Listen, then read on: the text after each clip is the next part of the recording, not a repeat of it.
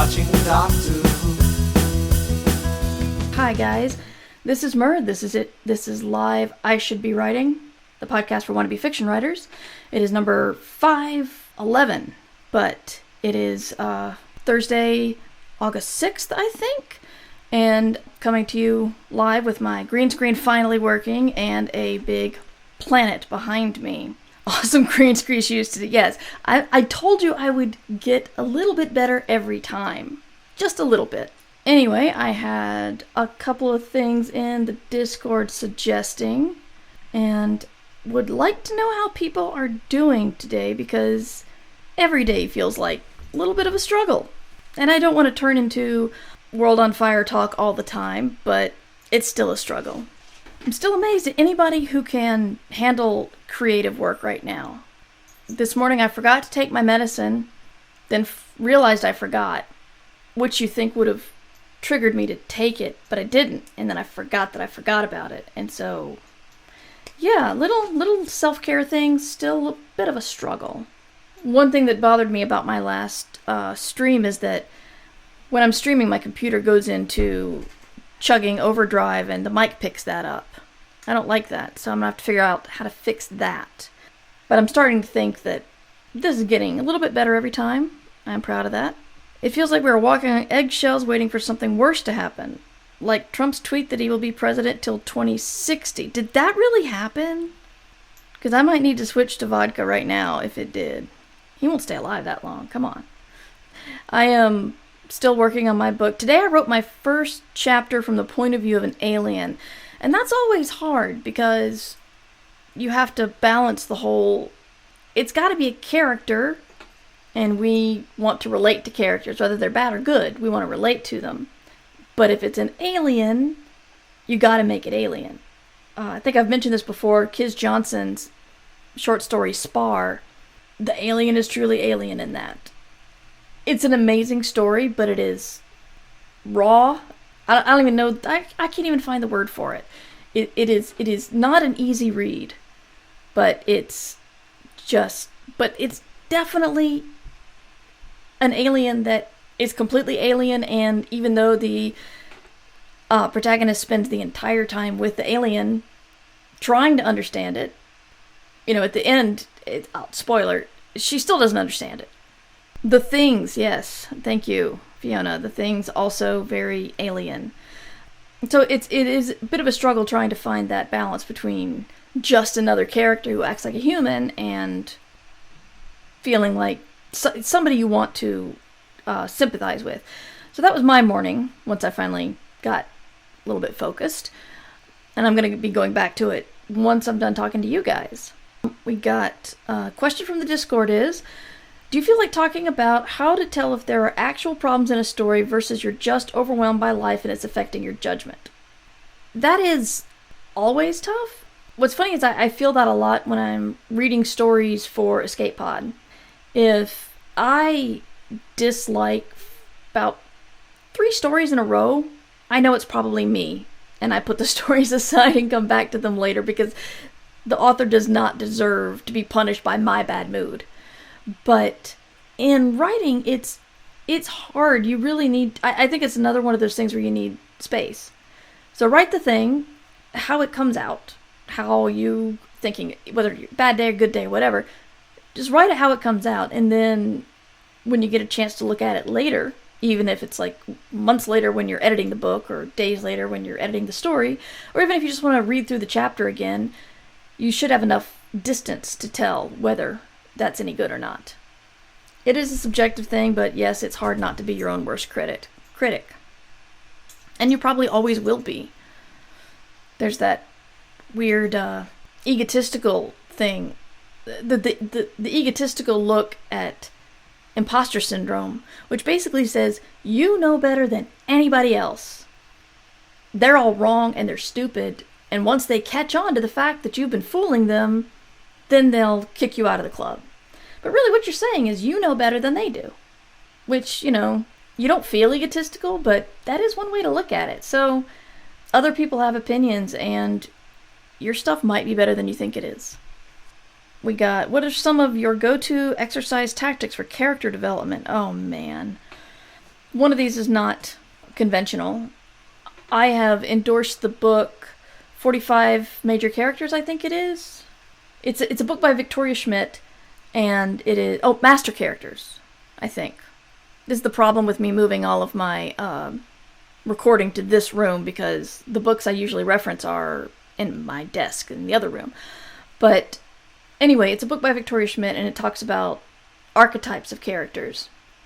And my favorite part is that at the end of each chapter, she lists a whole bunch of characters from books and other media that you may not think are similar, but that goes to show you the whole deep down archetype, not surface personality. So that helps me get a little bit grounded. And I like to read or watch stories with very diverse characters. I've talked about Total Drama before. Total Drama manages to get 24 kids on the island, and some of them are, not as deep as others. They're kicked off the island early. You don't get a chance to actually see them develop. Gesundheit. But it really helps me look at, they're throwing a whole bunch of kids on an island, and they manage to make them all different, very different. So I also look at Buffy the Vampire Slayer and Sex and the City for seeing characters that all have such distinct voices that if you just looked at if you know the stories and you look at the script, not know the stories, if you know the stories, of course you could look at the script and tell who was talking, but if you know the characters, you could look at a script and should be able to tell who is saying what, because the dialogue was so well mapped to that character. Samantha's going to say something different, a different response to something as Charlotte, and Buffy responds differently than Willow, etc. And so, and then sometimes I will take some basic everyday conflicts. My favorite one is waiter spills water on you in the restaurant. All of your characters should have a different response to that. And while that sounds surface level, what they respond to, the way they respond is connected to something a lot deeper within them. Are they going to say, oh no, it was my fault, I'm so sorry, here, let me get you a towel? Or are they going to yell for the manager? Or are they going to just sit there very angry and let the waiter clean them up? Are they going to storm out of the room? I mean, so many things to react to in this social situation, power dynamic situation, because you have power over the waiter. So it's putting a lot of people in those situations and making sure that none of your characters react the same way. Let's see, other things to talk about. Rereading Six Wakes, and you crafted the mystery so well and can't wait to read the new novel. Thank you, Will. That crafting was very difficult and relied on a lot of help from my editor. At one point, I was on my floor with a great deal of Post-it notes all around me, or index cards. Anyway, little pieces of paper with scenes written on them, trying to structure the novel right. And then I did it again with this book because I found it so useful with Six Wakes.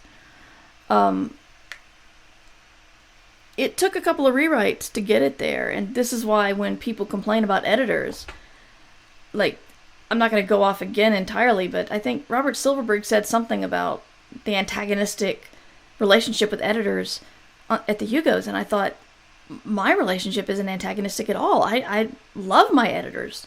I rely on them. They help the book get better. Six Weeks would not be what it was without Davy. She's amazing. She's at tour now. She was nominated for the Hugo. And you know what?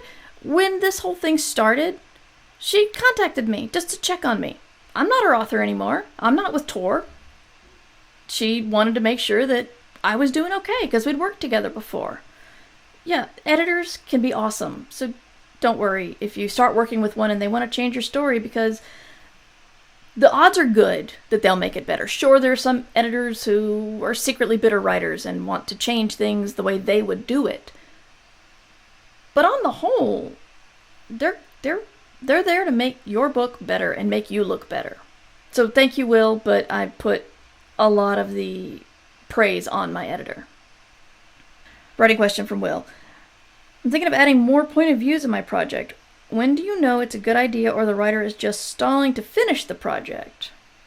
I think I might need a clarification there. Are you saying you want to edit the book to be different points of view, or you're in the process of writing and decide to tell an upcoming scene from a different point of view than you originally planned? So if you could tell me that, because I don't know how adding a new point of view would stall the project. Oh, right, thank you. 45 master characters, mythic modes for creating original characters is what I'm referencing, yes. In the process, Will clarifies, in the process of writing and was thinking of adding another POV. I love POV changes because it adds so much to a story. This is a problem with doing this for so many years. I can't remember which stories I have repeated, so I apologize if this is one of them, but when I was writing solo, I was getting really... burnt out is not really the word, but I was getting frustrated with the fact that I had the script, and I'd seen the movie. This was the last weekend of writing I had. The movie came out Thursday at midnight, and I ran to see it, and then I had Friday through Monday to finish the book and turn it in. And so I had the movie, I had the script, or notes I took from the script, and I had the YA novel. And they're all saying the same thing happens in a scene, and I thought, I have got to come up with a fourth way to say all that same stuff happened. And I felt like, am I plagiarizing? Am I just regurgitating a script? I just hit this wall. And then I realized that telling, we see Han and Chewie mostly as the POV characters because they're the protagonists. But when Han and Kira meet again for the first time and she's all up in the pretty space yacht and she's looking gorgeous and smooth and he's still all kind of scrunchy and stuff and just absolutely baffled to run into her, I decided to tell that scene from her point of view. How she reacts to seeing him for the first time. How she reacts to his clearly baseless bravado in telling Dryden Voss what Dryden wants to hear. And once I did that, every time I hit a wall in retelling a scene that I'd seen 3 times, I switched point of view, and that made it so different. And still the same, because all the same thing happened, but a different person was the lens. So you gotta decide how many lenses you need in a book. If it feels like you want a new point of view, then put it in there. And if it feels completely out of, like, if you add it after 100 pages or something, maybe you want to put something earlier. I'm adding points of view for all of my suspects in my new book. And some of them are getting more more pages than others. But since I'm introducing new points of view all the time, not a ton, obviously, but I don't mind throwing in a new one after 40,000 words, 50,000 words. But yeah, just do it. If it feels right, do it. And if it doesn't work, fix it on edits. That's kind of my go-to advice often. But, as a discovery writer, that's kind of what I have to do. If I make the decision to do something in an outline and as I'm writing that does not feel organic, I'm going to go in the way that feels right. Here's a secret that I've discovered about editors. If you, this does not apply for IP work, by the way, if this is your own world. If you turn in something that's deviated from the outline, that's probably okay. What they want is to know that you've thought about this story from beginning to end solidly. And if you turn in a book that's beginning to end solidly, and you haven't taken out anything they want, like I haven't suddenly put this from a space station onto a rural home in Arizona, then they're going to be happy with it. I don't like telling this anecdote because I don't really like Orson Scott Card, but before it was revealed his various opinions that I vehemently disagree with and I think have hurt my state of North Carolina very much, I did a one-day workshop with him, like a big group, not a one-on-one or even a one-on-6 or something, but one of the things he said is that with Ender's Game, his editor had told him to like cut 3 of the games, because if you haven't read it, I don't know of anybody who hasn't, but if you haven't read it, it's Ender learns wartime actions by playing this 0G game. And we see Ender playing this game, and we see the people who make the game change things all the time to test him and see if he can adapt. And so what Card did was say he cut 1, but he added 3. Like, they told him to cut several. He cut 1 he thought was slow, he added 3, but the 3 were better, and they didn't say anything about it. So really, it's if you make a change, if you have to go in a different direction, as long as it's strong, the editor's probably not going to care. That's my theory. My producer's back. Hello, producer. So, as a continuation of the POV question, if you do another POV, does it need to be like split into equal chapters for all POV characters for the whole book? You'd think that it would be, but it's not. Like I said, I've got different people having different space in the book given to them. Some of them have a bigger story to tell, essentially. I have stories that, people's backstories on Earth or take place in the shuttle, but some of the suspects are already on the station and don't need as much backstory, so I don't give it. And I've read several books where one point of view is not as well fleshed out as others, but it's, as long as what you do include is pivotal and important, it's still going to make an impact. So don't be afraid of, okay, I gave person A 3 chapters, I got to give person B 3 chapters. If that kind of writing helps you structure, then maybe that would work for you, but person B may not need 3 chapters to tell their story. I will admit, sometimes when I tried to structure this book, I may have made some chapters much longer than others, and I'm curious what my editor's going to say about that. And I might have done that because I wanted that story beat for that character to be all in one chapter. I don't know how that's going to fly. I'll let you know when I hear from her. Let's see, we have no more questions in the Discord, I don't think. And, I was going to check Twitter. Right. I told people to ask me questions on Twitter, and then I didn't look at Twitter. That's bad. We have people retweeting things that I liked. And no questions. Okay. I appreciate the retweets, though. I'm, as I've said before, I'm having a lot of fun on Twitch, so I'm appreciating you guys spreading the word. One thing that was fun, one of those times you get the idea, and you don't have time to write it. I got 2 projects right now. I have to finish a book, and I got another project lined up right after it. And of course, last night I had to come up with an awesome idea. I realized I had never read Murder on the Orient Express.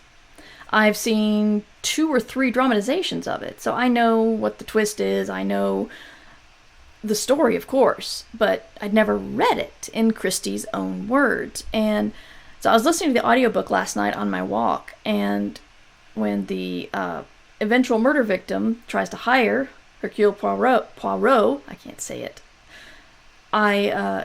Poirot's like, nope, I don't need it. And he's like, no, dude, throwing money at you. He says dude, really. And Poirot's like, I've made enough money for my needs and my wants. I'm good.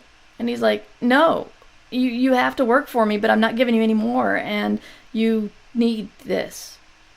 And Poirot just stands up and says, no, I'm not going to take your case because I do not like your face.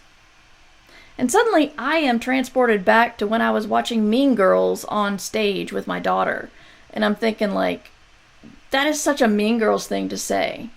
And then I wanted to rewrite, or rather do a mashup of Mean Girls and Murder on the Orient Express, where Poirot is Katie coming back from her time being raised in Africa to be at the school with all the mean girls, some of whom are getting murdered, but yeah, Regina George would have to be murdered. But anyway, I had a lot of fun thinking about that last night. I was wondering when Murder on the Orient Express would go public domain, but then I realized Mean Girls would be a long time to get to public domain, so that, would have to file some serial numbers off of that. But how hard was it to write from an alien point of view? I don't know. I just did it, and I'm not sure if it was alien enough, frankly. The chapter is about an alien who is, she's a murder suspect, but she's also considering going against some very important traditions, and I'm going off of what I know in human life, especially going against traditions, going against the advice of your elders, but I'm trying to throw in some stuff that we just can't identify with. But it's hard to do that, because to do that I would have to not identify with it. So it's challenging. I'm trying to make her definitely not be human, but still be relatable. So it's a challenge. I don't know if I achieved it or not. I'll give it to my producer later, and she can tell you. You haven't read several of the last chapters, have you? That can just be my next fanfic project. Yes, I will write fanfic about Mean Girls and Murder on the Orient Express. And then I expect to get impatient phone calls from my agent anytime. Great Gatsby is almost in the public domain. What is your thought about that, Fiona? Do you want... Oh, you just brought that up because you learned it the other day and you're excited about it. The Greater Gatsby, yes. Fiona wants to write The Greater Gatsby once Great Gatsby goes into public domain. I'm going to hold you to that. Yep. She's going to do a webcomic, The Greater Gatsby. Yeah. Did you watch the David Suchet Orient Express movie? I know that was Agatha Christie's favorite Poirot actor. Did you like his take on it? I believe I did. I did not like the stoning of the adulterous woman that they threw into the opening of the book, and I know why they did it. And it actually makes narrative sense, because they're trying to sort of bookend the story with sort of crowd judgment. But I just thought I just did not appreciate that. Perhaps, maybe it does happen. I just hate that whole woman is murdered for being an adulterer, but it's like, okay, where's the dude? Come on. Are you gonna kill him too? But that's my own thing, but it was an interesting narrative bookend. But actually that's all I remember. I remember watching it and enjoying it, but the bookending with the insertion of how the woman was being judged and about to be killed kind of started it off with a bad taste in my mouth. But overall, I like a lot of things David Suchet has done with Poirot.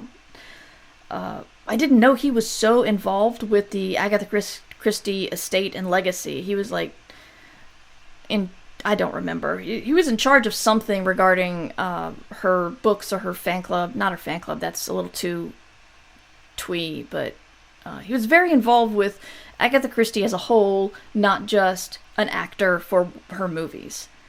So, yeah, I like a lot of stuff he does. He definitely pulls off prim, proper, well-dressed, kind of ridiculous, and so much smarter than you can't ever put him down, because he knows he's smarter than you, and he won't be offended, because sorry, you just don't have as many little gray cells as he does, so why should he care? Who wore it best, Clue or Murder on the Orient Express? Who wore what best? They're very different movies. Clue is forever a classic to me. We watched it with Fiona the first time a couple of months ago, and it was still such a delight. It was a weird thing at the time because it was released with different endings. I got the Miss Scarlet ending in Boone, North Carolina when Clue came out, and was shocked when I found out that other people got other endings, and there was even a quote-unquote real ending where, who wore that better? I suppose that's what you mean. I was thinking there was only one. Okay. I'm a humor lover, so I'll always move towards humor as a preference, but I still do love Agatha Christie. She saves a lot of her humor for Marple, though. Some of her early Marple stuff is downright hysterical. Just the things Marple says and thinks are just... But they're so prim and proper, they're not even presented as funny, but they just are. Let's see, we are going long today. I'm sorry. Do we have any more questions from the Discord? Not really. There's been some discussion in there, but there has been some discussion of current, like, references to current things. Like, McDonald's is probably pretty safe. The angst over the 2000 election, probably not. I'm referring to, on rewatching Arrested Development, they had little jokes thrown in from current events that happened like a couple of weeks before. They were that fast. And it was very funny and very on point, but watching it later, it's kind of hard. And also very self-referential, because at the time when Fox cut their episode number from 22 to 18, like all of a sudden, they wrote it into the script as they were not allowed to build 22 homes in their real estate company. They had to build 18 homes, and they just kept talking about it. And now that conflict is so far away, it's hard to see the humor in it. Why are they fussing about this so much, but they're really talking about the show itself? So we're just talking about, you just got to be, when you write something into your story, think about what huge cultural thing right now, which ones do you think is going to last, and which reference do you think is going to be dated? In the 70s, would you have written stories about everybody owning a Betamax, for example? So, that was a little bit from the chat. I think that's everything. I will check Twitter one more time. And more people spreading the word. Love it. Thank you. But no actual questions. So, I will sign off, I guess, unless there's anything lasting in the chat people want to talk about. But thank you guys again for dropping by my live show. It's so much fun. And thank you to my producer for keeping things moving next to me. And thank you guys for asking questions and keeping this going. This is... Yeah, I keep saying it's a lot of fun, but you know what? It's a lot of fun. It's something new, and I haven't done anything new in a long time. And I'm also learning, and you guys have been patient with me regarding the learning, and I also appreciate that. So, to get in touch with me, mightymur@gmail.com. Murverse.com is my website. Mighty Mur is pretty much my handle everywhere. Twitter, Twitch, Patreon.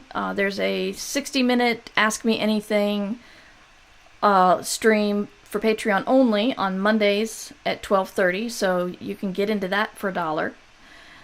And let's see, what else? I don't have any books coming out right now. I'm still working on one, so nothing to promote. But I will see you next time. The next live episode will probably be Tuesday. I'm shooting for Tuesdays and Thursdays now, and then we'll branch out once I can hit this target. So, thank you, everybody, and keep writing, because it's one of the ways we can fight. And it's one of the ways that it's therapeutic for us. It helps you, and it might help the world. You don't know. So, keep it up. Well, I should be writing. I should be working on my